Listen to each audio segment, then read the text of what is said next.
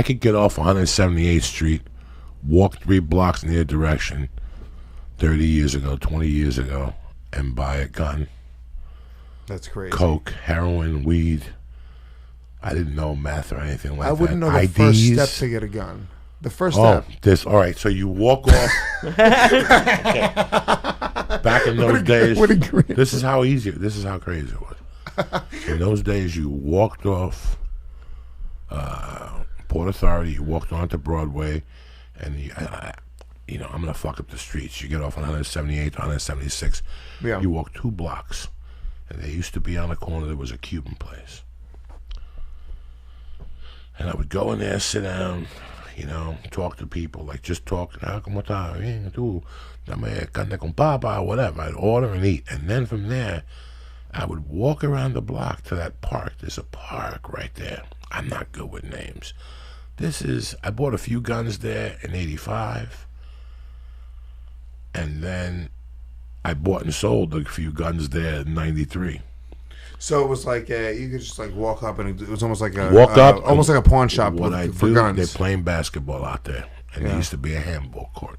And I always tell people, somebody told me this 30 years ago. They go, when you want to buy a gun, go to a handball court because they're all ex-felons out there playing handball. Yeah. It's not like every once in a while cops get out there and play handball, but besides that, it's a shitty sport. It's a shitty sport, but that's what you learn to play in prison. So you talk shit, you want to hype it. Is that where handball got popular? Was prison? I don't know. I don't know the fucking history of handball, dog. I'm just telling you that fucking, But I used to go there in the mid-'80s because the word on the street was if you had a car and you wanted to get rid of it, you got off, like you were going to the West Side Highway, and then you got off. And right under there used to be a bridge, and there was a street that oval. Dog, in those days, all you had to do was pull up your car there. So that street was connected to that park. The people who ran that park ran that street. On the walk home from the basketball court, they would take the cars. That was their last mission of the day. They would take the cars and sell them. You would just drop your car off, come back tomorrow, your car was guaranteed gone in the Bronx, chopped up by fucking 3 immigrants on its way to fucking Saudi Arabia. Yeah. That's the truth. That's the truth route. So it was all connected. So somebody told me, just go to the park if you want to buy a piece. And one day I went over there and I bought a 22 for like $55. What? It must have shot 80 people. This gun was good. It was good. It was loud. What was the one movie where that's how they described it? They're like, how many bodies are on the gun? Yeah. That's what. Listen, it was like Juice or one of those. Fucking if you buy a gun on the street, you want it to be fucking heavy duty. Yeah. You want this is the gun that killed Kennedy. But I thought the less bodies on it, the more valuable the gun was, because then the less the cops are looking for this gun. Well, the cops are looking for this gun, so they catch you. They're going to pin you with 18 murders. So you better get it and shoot the motherfucker quick. Kill somebody, throw it into a lake. The only thing that's good about this gun is it don't miss. This is how fucking ghetto people are, though. That like you bought it for $50, right? You shoot somebody, you're going to probably sell it back to them for $25. So why wouldn't you just get rid of it? Why even waste your time? Throw it into the fucking river. I shoot somebody with a gun, I do something bad. Like I did something once with a gun that was brand new. $600 for this gun.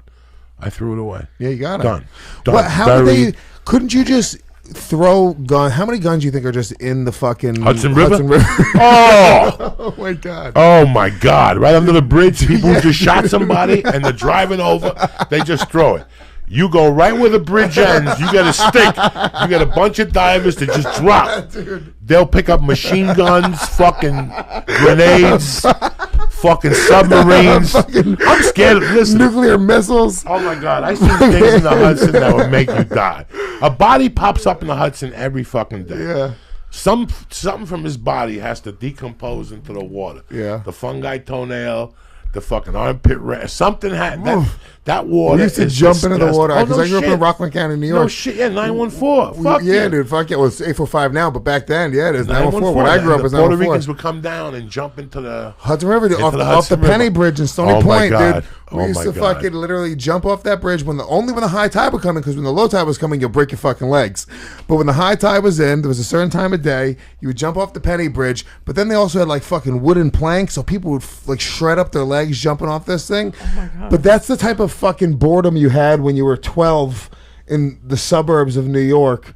you're looking for crazy shit to do. So it's almost a weird balance because no matter where you raise your kid, whether it's a city or a suburbs, you have to worry about your kid fucking either becoming a drug addict or fucking killing themselves because of boredom. Well, here's the beauty of this. And this is years ago, Rogan said to me, got stuck in an airport one day, and that he saw these people jumping up and down, and he goes, they were Cuban. And he goes, it made me think of you and put a smile on my face because I got to see what you were really about. He goes, there was 8 of them, and they were having a fucking parade at the terminal. Yeah. Like they were taking over the terminal, had music on, they were dancing. In the 80s, it's not a joke. But in the 80s, when you grow up in the suburbs of New York, Brooklyn, the Bronx, Queens, the Hudson River is like fucking South Beach. Do you know what I'm saying? So even if you watch Copland, there's a scene where two black couple yell at Stallone. They go, "Hey man, you motherfuckers are racist and shit." And that's every weekend, because to them they don't want to go down the Jersey Shore. They don't want to go to a nice beach. To them, and Puerto Ricans were the best. They would pull up like with a fucking 4-door car, right, with tinted windows, and all of a sudden the 4 doors would open and 19 people would walk out. But then the trunk would pop open.